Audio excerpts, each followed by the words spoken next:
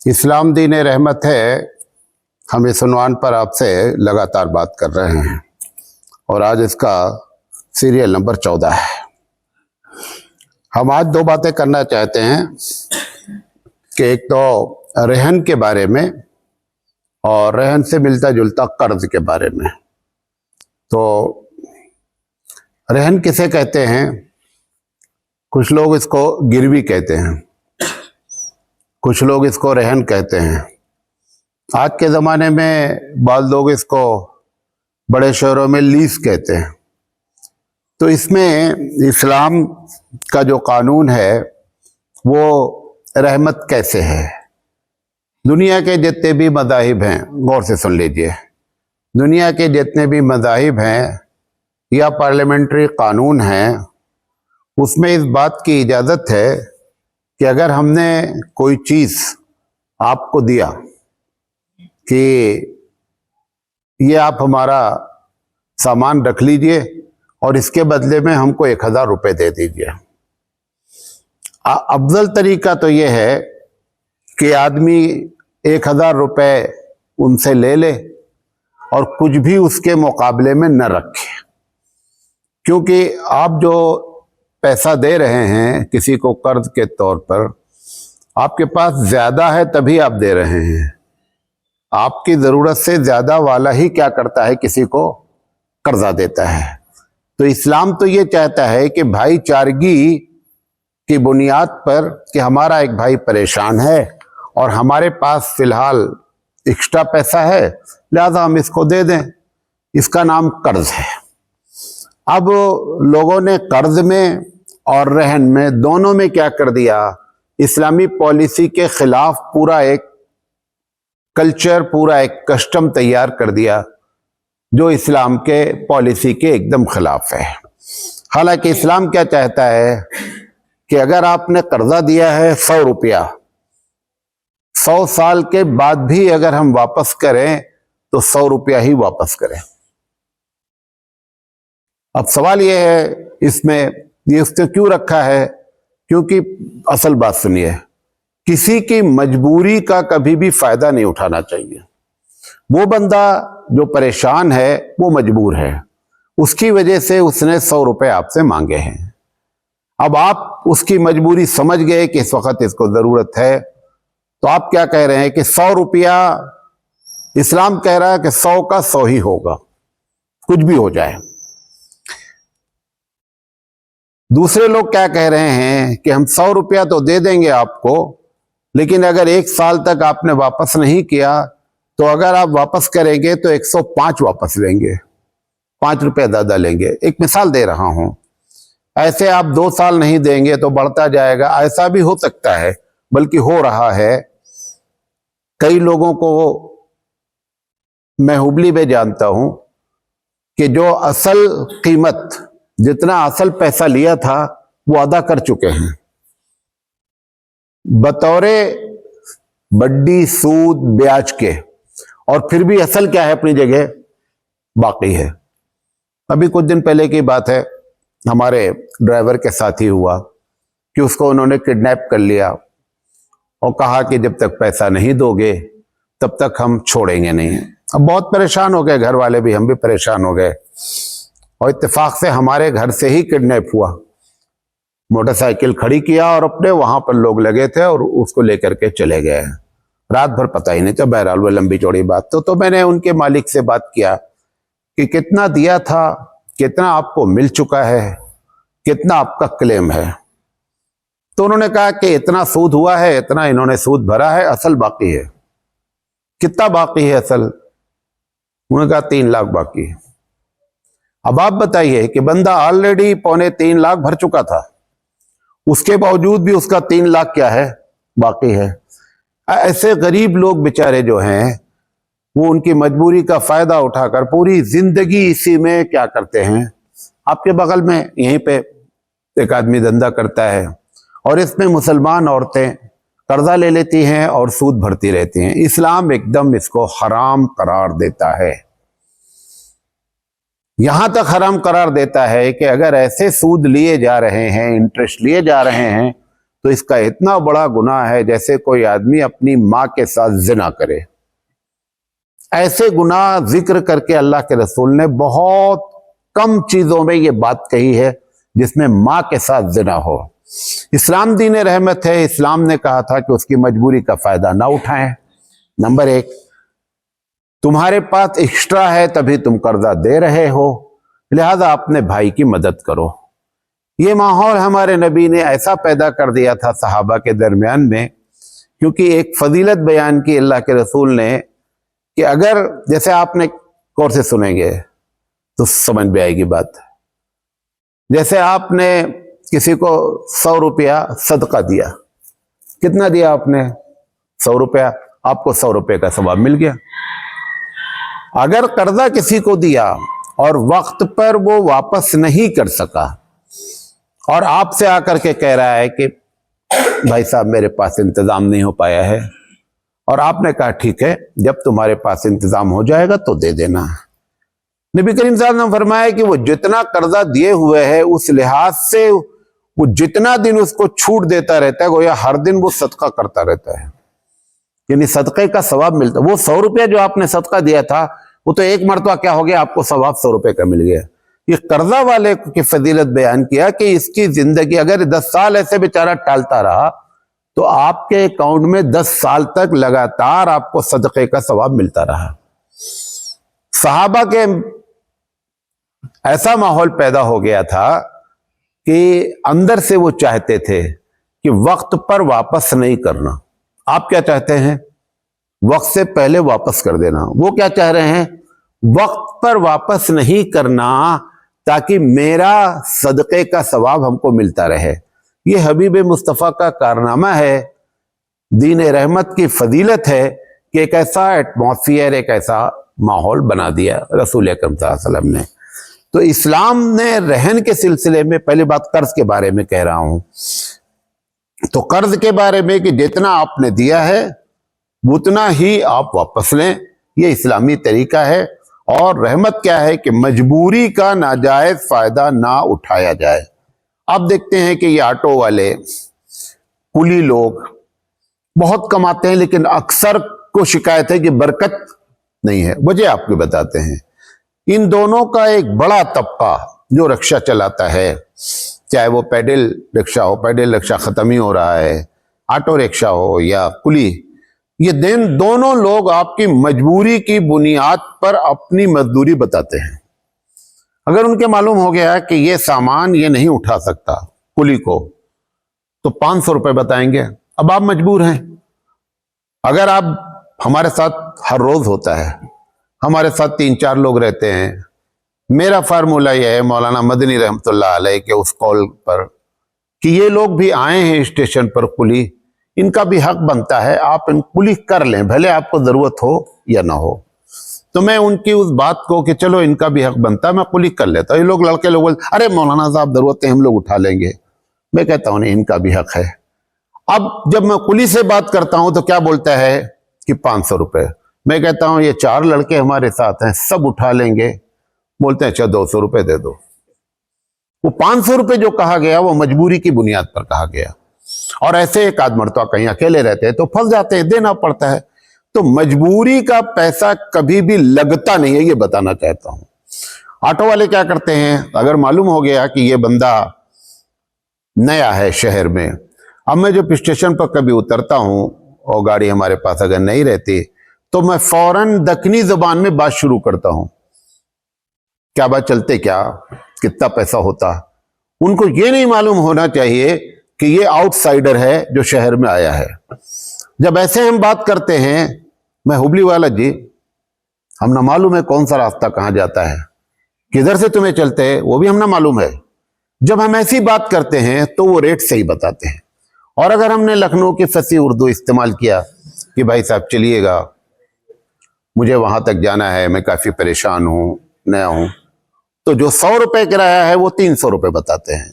کس چیز کا فائدہ اٹھا رہے ہیں کہ یہ بندہ نیا ہے، مجبوری، ٹھیک ہے آپ لے لیں، لیکن کبھی ایسا نہیں ہوتا ہے کہ مجبور کی مجبوری سے فائدہ اٹھا کر کے آپ امیر ہو جائیں، ایسا کبھی نہیں ہوگا، ہمیشہ زندگی بھر پریشان رہیں گے۔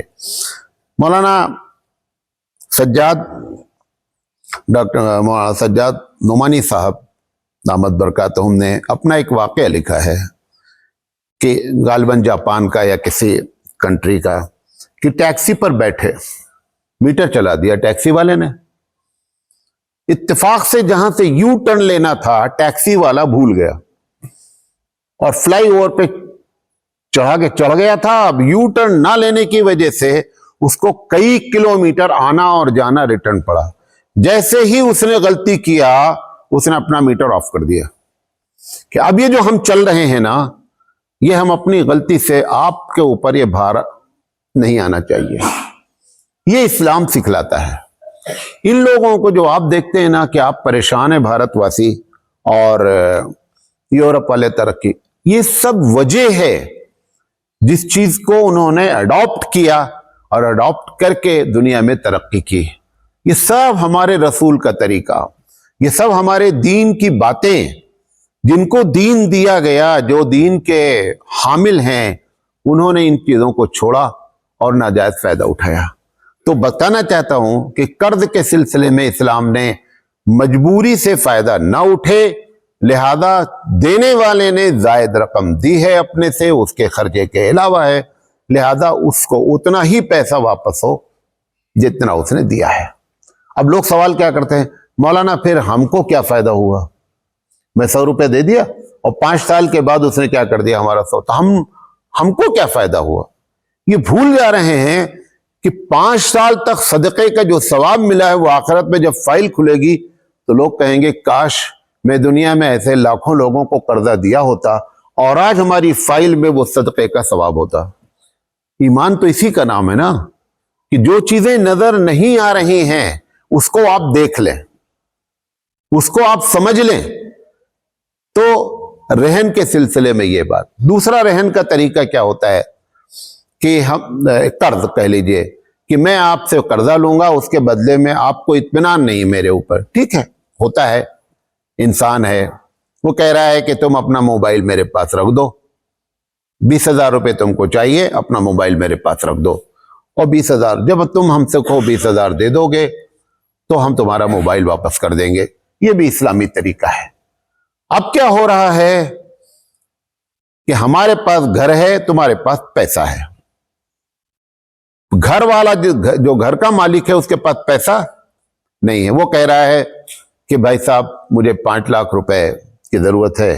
کہہ رہا ٹھیک ہے، آپ اپنا گھر رکھ دیجئے ہمارے پاس، 5 لاکھ روپے لے لیجئے، جب آپ 5 لاکھ روپے واپس کریں گے تو ہم آپ کا گھر کیا کر دیں گے؟ واپس کر دیں گے، لیکن ہم اس گھر کو کرائے پر اٹھا کر فائدہ اٹھاتے رہیں گے۔ یہ حرام ہے، اور یہ 1-2 نہیں ملوث ہیں، اس میں بھارت کے کروڑوں مسلمان ملوث ہیں۔ یہ جو آپ سزا بھگت رہے ہیں بھارت میں، اس کی 2 بنیادی وجہ ہے، بہت سی وجوہات ہیں، 2 بنیادی وجہ ہے۔ ایک یہ ہے کہ توحید چند % لوگوں کے پاس ہے، بقیہ ایک بڑی تعداد شرک کر رہی ہے۔ نمبر 2، جو اللہ کو ایک دم نہیں پسند ہے وہ ہے حرام سود۔ کیوں؟ اللہ نے کہا ہے کہ میری اس سے جنگ ہے جو سود کھاتا ہے، جنگ ہے، جنگ کا اعلان ہے، قرآن میں ذکر ہے۔ اللہ سے جنگ کر کے کوئی جیتا ہے؟ کبھی نہیں جیتا ہے۔ لہذا اسلامی قانون رحمت کیا تھی کہ آپ اپنے اطمینان کے لیے سامان رکھ لیں، لیکن اس سامان کو نہ استعمال کریں، نہ اس سامان کو کرائے پر چڑھائیں، نہ اس سامان کو اپنی ذات۔ کچھ لوگ کیا کرتے ہیں، کرائے پر نہیں دیتے اس گھر کو، خود رہنا شروع کر دیتے ہیں، اور 5 سال تک 10 سال تک کرایہ خود جو ان کو 10,000 روپے دینا چاہیے تھا کہیں، وہ نہ دے کر کے 10,000 روپے ہر مہینہ اس 5 لاکھ روپے پر سود کھاتے رہتے ہیں، جو کہ صراحتاً حرام ہے۔ اللہ کے رسول کے زمانے میں 2 طریقے کے قرض ہوتے تھے۔ پہلا قرض ہوتا تھا پیسہ لے لینا، اس میں پورے لوگ پیسہ زیادہ واپس کراتے تھے، لیکن اگر سامان رکھتے تھے نا تو سامان کے سلسلے میں کیا ہوتا تھا، جیسے نبی کریم صلی اللہ علیہ وسلم کے بارے میں آپ نے بارہا سنا ہوگا کہ آخری وقت میں آپ نے اپنی ذرا ایک یہودی کے پاس رہن رکھی اور وہاں سے تیل منگوایا. یقینی بات ہے کہ یہ جو سسٹم یہ یہودی بھی نہیں کرتے تھے جو تم کر رہے ہو. یہودی بھی ہے، یہودی بھی جو کس موجد ہیں کس چیز کے؟ سود کے، جن کی زندگی کا مقصد سود ہے. وہ بھی نبی کے زمانے میں وہ یہودی بھی کیا کرتا تھا کہ اگر سامان آپ نے رکھ دیا ہے تو آپ کا سامان حفاظت سے رکھ دیا کہ جب میرا پیسہ واپس کرو گے تو آپ کا سامان ہم کیا کر دیں گے؟ واپس کر دیں گے. ہم ان سے بھی بدتر ہوئے ہیں. ایسے اللہ نہیں حالات خراب کرتا ہے. قرآن مجید کی آیت ہے ان اللہ لا یغیر ما بقوم حتی یغیر ما بانفسہم. اللہ تعالیٰ کسی قوم کے حالات کو چینج نہیں کرتا ہے، یہاں تک کہ لوگ کیا کرتے ہیں اپنے کرتوت اور بنیاد پر اپنے حالات کیا کر لیتے، چینج کرتے ہیں. پھر فلاں کا ہاتھ ہے، بی جے پی کا ہاتھ ہے، اور کسی کا ہاتھ نہیں ہے یار، اور نہ آپ کے اوپر کوئی ہاتھ دکھلا سکتا ہے، یہ بھی آپ کو بتا دیتے ہیں. سب جھوٹی باتیں کی جا رہی ہیں. ہمارا ہاتھ ہے، کسی کا ہاتھ نہیں ہے. کوئی کامیابی نہیں ہوتا آپ کے اوپر ہاتھ ڈالنے پر. لہذا اسلام دین رحمت ہے. اس نے قرض کے بارے میں بھی فارمولہ اختیار کیا، رہن کے بارے میں. اور اگر یہ چیز آپ رسول کے طریقے پر، اسلام کے طریقے پر قرض اور رہن دیتے، اتنا اچھا پیغام جاتا دنیا میں. کیونکہ دنیا کی بیس ہی 3 چیز ہے: روٹی، کپڑا اور مکان. اسی کے لیے ساری سرکاریں لڑتی ہیں، ووٹ بینک بنتا ہے، سرکاریں بنتی ہیں، سرکاریں ٹوٹتی ہیں. سب کے پیچھے کیا ہوتا ہے کہ کون سرکار روزی روٹی کا انتظام کرے گی، ہم اس کو ووٹ دیں گے. اگر یہ پیغام مسلمان پاس کرتا کہ بھائی صاحب آپ کو ضرورت ہے، ٹھیک ہے، آپ اپنی بائک ہمارے پاس رکھ دیجئے، 50,000 روپے چاہیے، 1 لاکھ کی بائک ہے، ٹھیک ہے، آپ 50,000 روپے میرے لے لیجئے، آپ کی بائک یہاں محفوظ ہے، ہم اس کو استعمال نہیں کریں گے. اگر ایسے آپ کرتے تو ایک پیغام جاتا دنیا میں کہ اسلام دین رحمت ہے. دیکھیے کتنی بڑی ہے. میں اپنے گاؤں میں چھوٹا سا آدمی ہوں، چھوٹی سی ہماری تنظیم ہے، محدود علاقے میں کام کرتے ہیں. میں نے ایک صاحب سے کھیت پریشان تھے، انہوں نے کہا میرا کھیت رکھ لو گروی. ہم نے کہا رکھ لیں گے. پیسہ کتنا چاہیے؟ پیسہ دے دیا، 60,000 کچھ روپے. تو میں نے کہا اس کھیت میں کھیتی کروں گا اور جو فائدہ ہوگا اتنا تمہارے 60,000 میں سے گھٹا دیں گے. ہم نے گنا بو دیا. گنا کے پاس جو خرچہ پانی نکلنے کے بعد 20,000 روپے ایک سال میں گنا نے کھیت میں کیا دیا؟ فائدہ دیا. ہم نے ان کو بتا دیا کہ 60,000 تم نے لیا تھا، اگر 40,000 بھی تم واپس کر دو گے تو تمہارا کھیت ہم تم کو واپس کر دیں گے. کیوں؟ 20,000 ہم نے تمہارے کھیت سے کیا کر لیا ہے؟ کما لیا. یہ اسلامی طریقہ ہے. اگر آپ یہ غیر مسلمین کے ساتھ کریں گے تو جب یہ بات مشہور ہوئی علاقے میں تو غیر مسلمین کہتے تھے یہ کیا ہے؟ ایسا کیسے ہو سکتا ہے؟ ارے بھائی ایسے ہی ہوتا ہے. اسی کا نام دین رحمت ہے.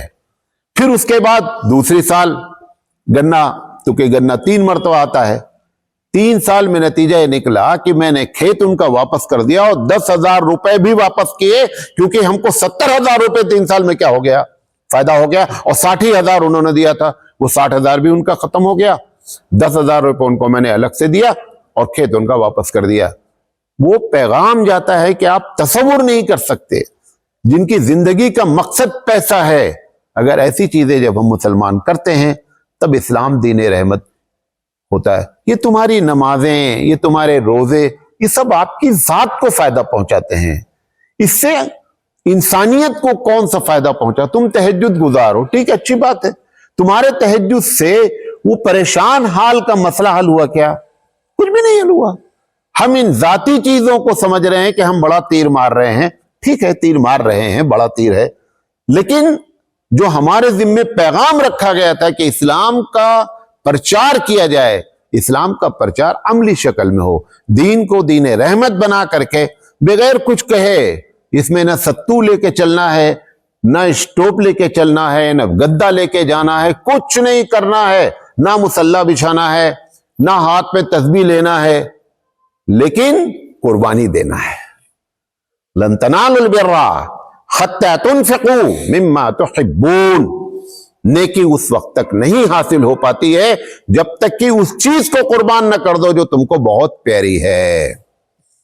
لہذا یہ دین رحمت ہے قرض کے بارے میں بھی اور رہن کے بارے میں بھی انشاءاللہ زندگی رہی تو ہم آگے بات کریں گے. اللہ تعالیٰ سے دعا ہے اللہ تعالیٰ کہنے سے زیادہ عمل کرنے کی توفیق عطا فرمائے. وآخر دعوانا ان الحمدللہ رب